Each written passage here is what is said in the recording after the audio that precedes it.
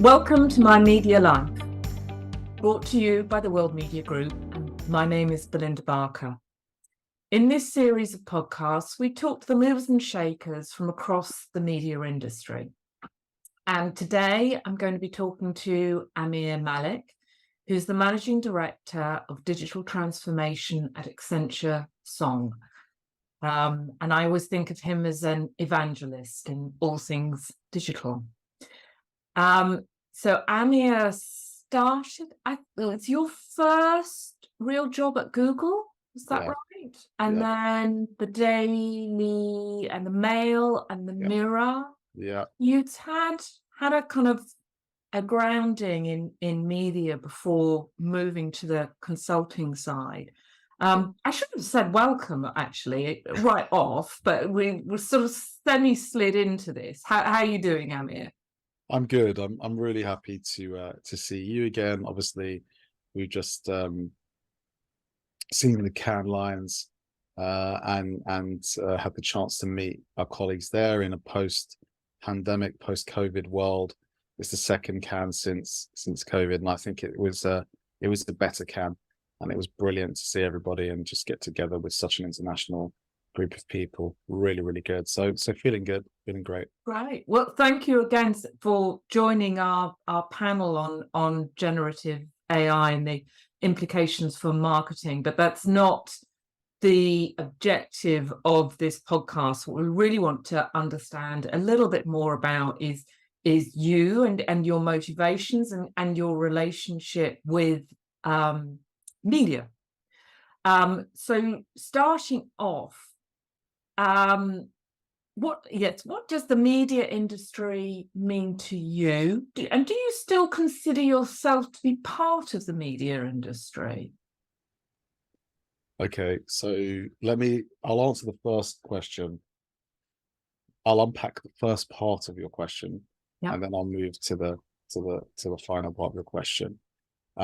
So the media industry for me is, from I guess a broader view, a less subjective, less personal view, is the most important industry, because it's the basis of how we acquire information as a society, as a community, and the publishers and the media kind of entities that exist all effectively are responsible for how our society, how people get information.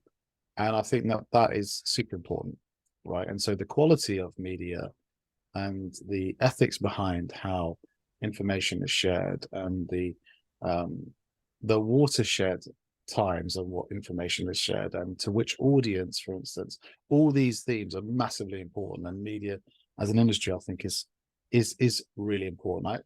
Now, on a personal level, for me, media is a very accessible industry. It is a wonderful place to begin your career. It is a industry that's very welcoming. There's always kind of like job flow in the media industry.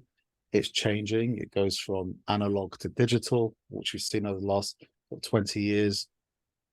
But because people need information and interact with content in an open content economy, media is everywhere. And therefore, if you're looking to get into a professional career and you don't know what you want to do, you can try media. And I find it to be filled with the best and worst people, right? So it wouldn't be fair to say it's got the worst people only, because actually you'd find that scale is there in both ways. And that's been my experience. Do I consider myself media still? The reality is, from my point of view, that I had to kind of upskill myself and diversify my industry expertise beyond media, I think. And that was important in terms of taking my personal ambition and my career interest to the next level. I still believe that I'd be considered a media professional. I embrace that title as well. But I definitely work beyond media in my Accenture role.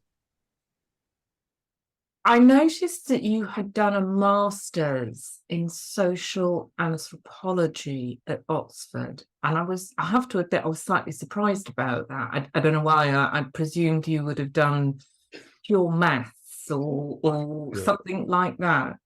So, Yeah. what do you mind me asking? What was Yeah. the stepping stone across? Yeah. So it's a very it's not an uncommon question. So I studied humanities. I studied English, history, and politics. I majored in history. Then I went on to do social anthropology and the study of religions. And I've always academically been attracted to those subjects, to the humanities and the arts. Personally, I was kind of an early user, early adopter of the internet.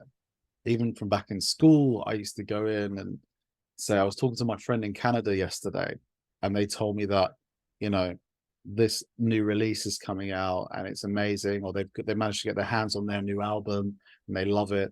And people go, how are you talking to someone in Canada? What do you mean? That's not true time zones, etc. And I'll be like, I'll talk through the internet. And it was clear, if you looked at the early 90s, that, not many people, especially teenagers, were using the internet.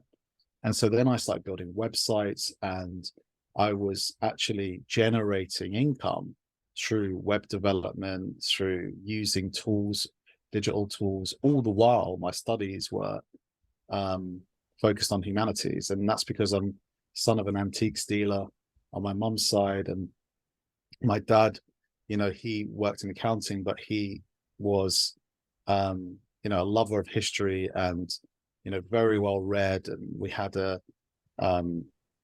in our house, like a library, basically, of history books that I'd engage with from a young age. And I think that's where my interest came from. And anthropology was like the next level down in terms of understanding, social phenomenon, understanding societies. You could do an anthropological study on wild dogs in Greece if you wanted to, right to, the emergence of religion as well, and how people build meaning in society, and attribute meaning to different things. And I think that also lended really well to my marketing kind of industry play, because I started to be able to draw links between how brands want to impact people, how advertising works, and then when you've got the technology and layer in there,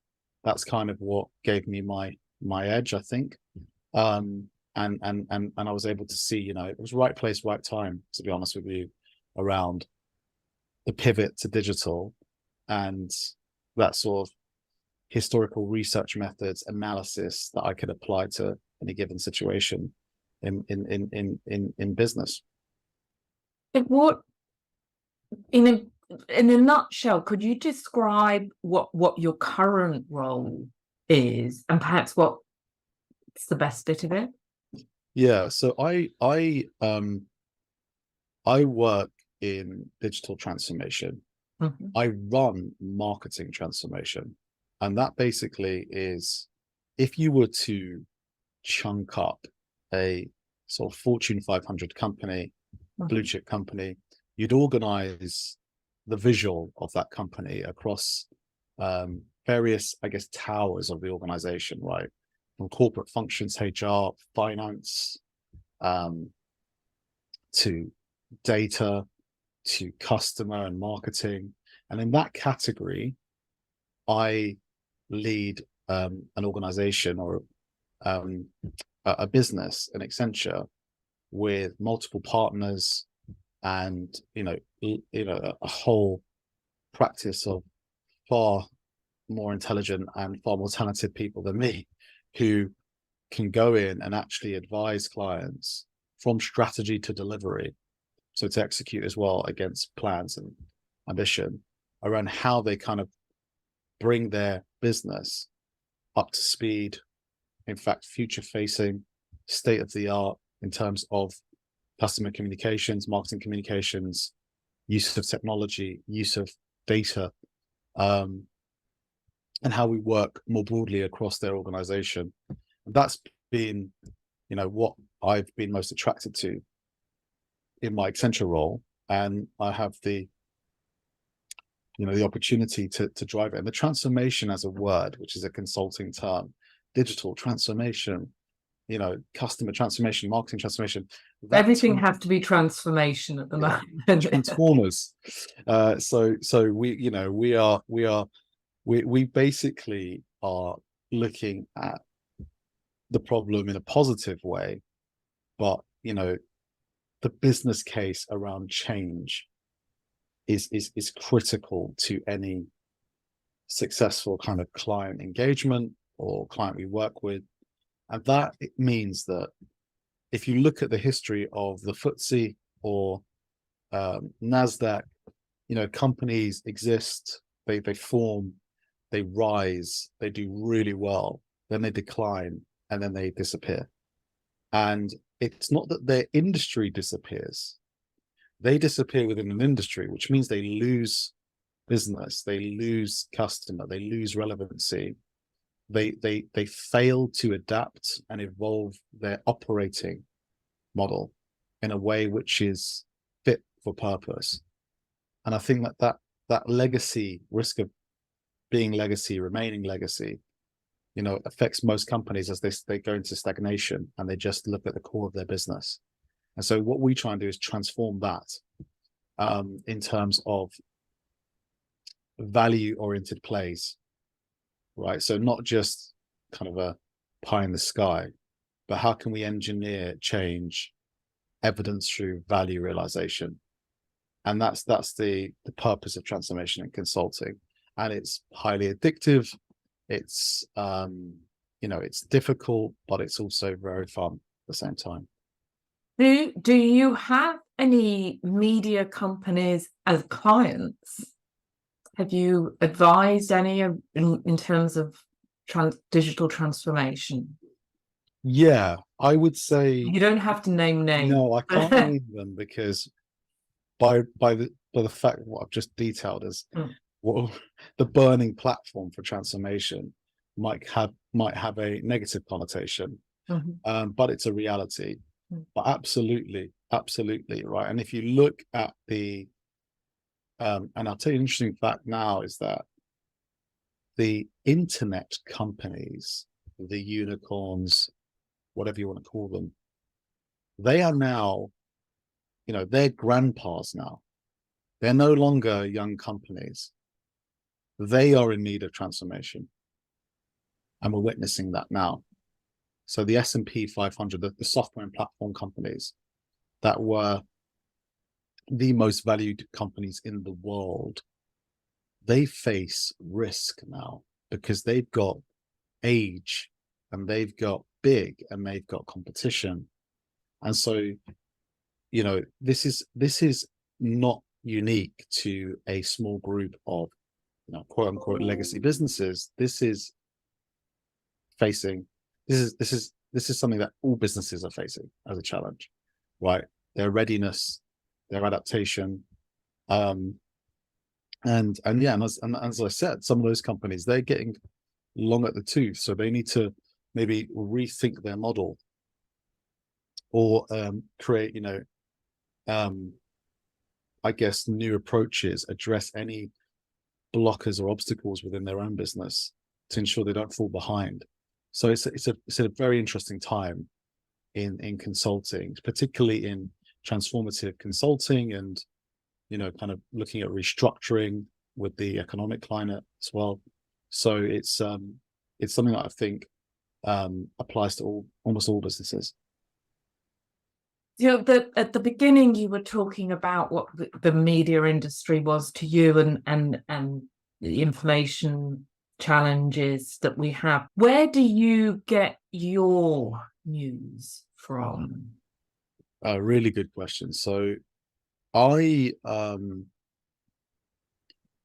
so that has changed over time. So 10 years ago, I would have a kind of 1 to 2 publications that I'd frequently read. And over the last sort of 10 to 12 years, the quality of information, particularly in literary form, written form, it's just so varied on all publications that it's very difficult to curate. So for me, I will read almost all the industry body publications, and I tend to curate that reading around real kind of business engagement, business articles. So companies are profiled in there, evidence through company referencing, evidence through individuals, professionals, rather than opinion oriented, right? That's still good, but I look to hear from the companies themselves and see that kind of credibility within those industry publications. When it comes to personal news, I mean, we are in a very strange time. So I remember when UGC, user generated content, was like a no-go. You couldn't even dream of advertising on it. You know, it was like you if you get caught with the ads of a company running on a user generated piece of content because it was considered to be low quality, you know, unreliable, not verified, that was a huge problem. Now, you know, how many people spin up podcasts, gain millions of views, go viral, and they could believe that the earth is flat. They could believe that aliens control governments, but they have millions of views and suddenly get big sponsorship programs around their content. So we are in a strange time. Like, where do you get information from? I still personally just like what I used to watch on TV has moved to VOD, video on demand, and subscription VOD, but I choose what I watch. So Amazon Prime's a big platform for me, right? If I want to watch content, I'll watch Prime. I'll watch documentaries. I like to watch through Prime. And YouTube wise, I watch a lot of history documentaries. There's certain business podcasts I like to listen to. I like Bloomberg, for instance. New York Times and Bloomberg, they were two, of my core kind of media publishers, but I read a bit of everything.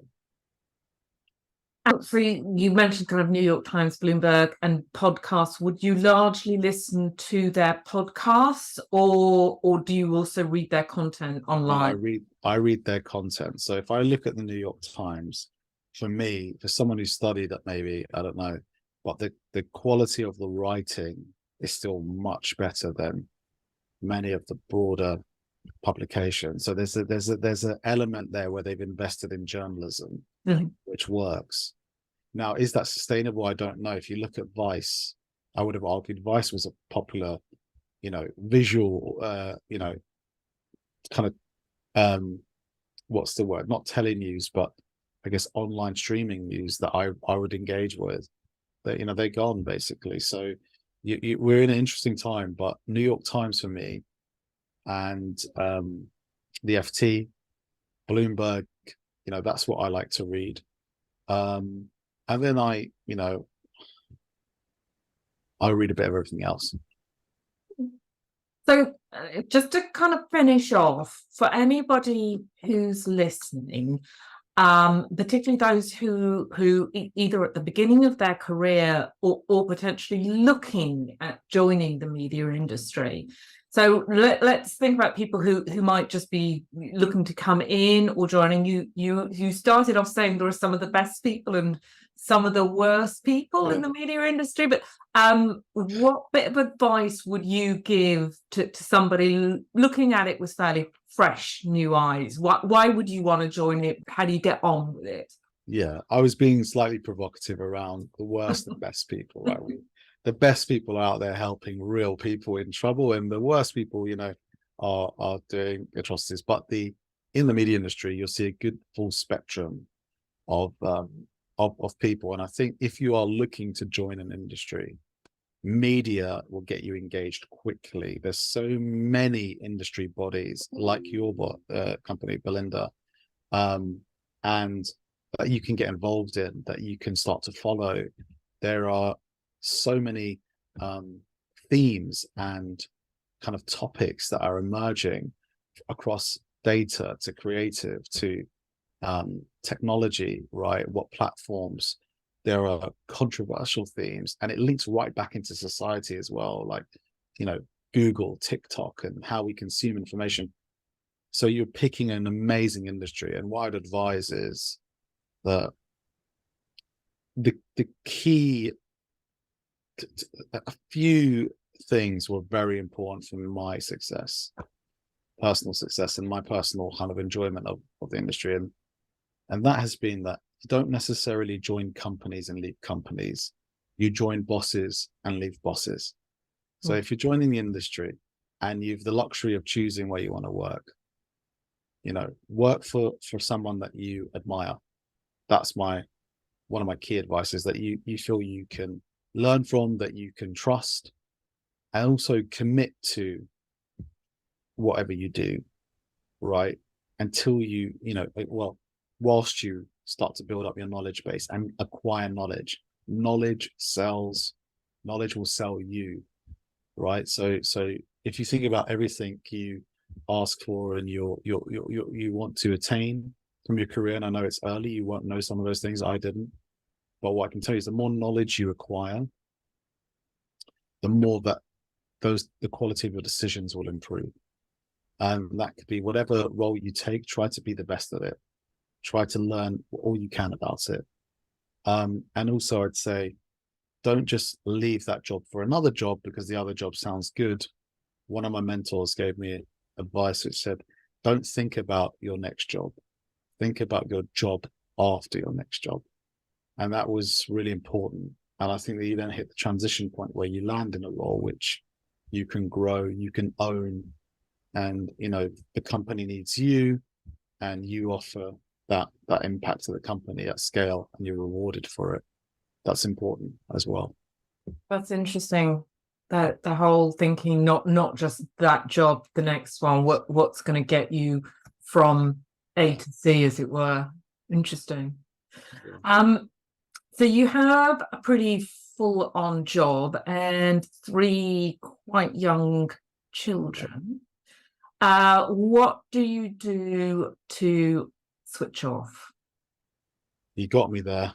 You don't switch off. This is a hard one. I mean, because I'm recently, in the 3 club, the 3 children club, recent member, and so I'm still adjusting, to be quite frank with you. I think, if I was to speak plainly, the more that you drive impact through your experience and what the quality of your decisions, the less your job should be burdensome on you. And I think that's been a big factor in me trying to get that balance right. If I look at the energy I had before I had my 3 children in terms of my career, well, even if I had the same energy, I just didn't know what I know now. You just can't know, right, unless you get the experience. And that would have been really tough, I think. So I empathize massively with people that have families. And I think that, life finds a way, really. So I definitely have developed and taken on mentoring and advice from people around how to leave work with work, and to understand that any issue you face at work, the best response is to have a problem resolution mindset, right? So how do you resolve the problem? Approach it like a problem that needs resolving, not that needs, any other array of response, which probably be counterproductive, make the situation worse. And there's nothing that's too shocking, right? And there's nothing that's, we sometimes, the other thing, you can become quite inward looking in any career or profession, and you can lose sight of the bigger picture. And I think that's important. You mentioned mentoring a couple of times. Has that all been within Accenture, or have you had mentoring from outside? And do you ever do mentoring? So I had really good advice at a very early stage in my career, and to those that start in their career, that identify mentors, approach them for mentoring, and as you kind of graduate through your career, the impact and the type of mentor you need will also evolve and change. But you could also retain a mentor because they're so experienced that they help you at every junction. I've always had mentors. I believe in it massively. I have a limited view of how I see the world around me and how I understand, events that are directed at me. If somebody else outside of me can see and give me a view that I can't see, there is so much value in that, because we do suffer with reality distortion. At times we do misinterpret, there's impact intended by a third party and there's impact felt by yourself. And so mentors have always been part of that journey. So I'm lucky in Accenture, I've got Maurice Biriotti of SHM. He's one of my mentors, and he's been massively impactful in terms of how I kind of approach complex situations, navigate, huge responsibility for the business. And then I've had mentors and advisors like David McMurtry at Google, who I massively admire. And at every point, if I didn't have those mentors, I may not have made the best decisions. My dad used to say, intelligence isn't about, what you know. You can't know everything. Socrates, I know that I know not. It's about the quality of your decisions. And so sometimes when you don't know, ask those who know, and you'll make a better decision. And I think that's important, really important in your career. That's fantastic, Amir. I am inspired, and I'm gonna go out and find myself a mentor and look at seeing whether I can do more in terms of mentoring. I feel that it's perhaps a two-way street. Yes. Fascinating to talk to you, and I hope we will get to talk again soon. It's just such a pleasure. Thank you so much for your time. Thank you. Thank you for giving me the opportunity to speak here, and always a pleasure to meet you, Belinda, honestly, and thank you for all the support that WMG shows Accenture, shows myself as well. Thank you so much. Thank you. Cheers.